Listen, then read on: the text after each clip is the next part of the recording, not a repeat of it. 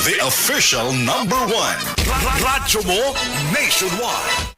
Atong oras sa 5:41 sa kahaponon, ang Department of Health, iguman ang DepEd, nihimo og giniusang puwersa paghatod og dugang pang serbisyong medikal dito sa kauluhan.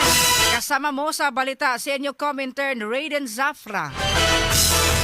DYHP Tatak RMN Report. Moabot sa kinintos ka mga tinunog magtutudlo ang natagan og libreng serbisyo medikal sa gipaygayon nga balik eskwela sa Estaban Nabad Elementary School uban ang suporta ni Quezon City Mayor Joy Belmonte kaghapong adlaw Hunyo 18. Giatiman sa mga medical personnel ang mga benepisyaryo pinaagi sa pagmonitor o pag-check silang vital signs, blood chemistry test, chest x-ray ug libreng konsultasyon sa doktor. Ang maong inisyatiba gipanguluhan nila DOH Secretary Ted Herbosa ug DepEd Secretary Sonny Angara nga kabahin sa paningkamot sa gobyerno ang pagpalig-on ng kahimsog sa kabatanunan ug mga sakop sa institusyon sa edukasyon. Kainumduman nga sa miaging Oplan balik eskwela, nagsugod na ang DOH sa paghatag sa bawat bata malusog packages ug laing mga serbisyo. Subay ni ini, gilauman nga magpadayon ng mga programa sa naasoy nga ahensya, inabagan usab sa suportang ihatag sa DepEd. Kasama mo sa balita Raiden Zafra, CNU Communication Intern, DYHP, Tatak, RMN.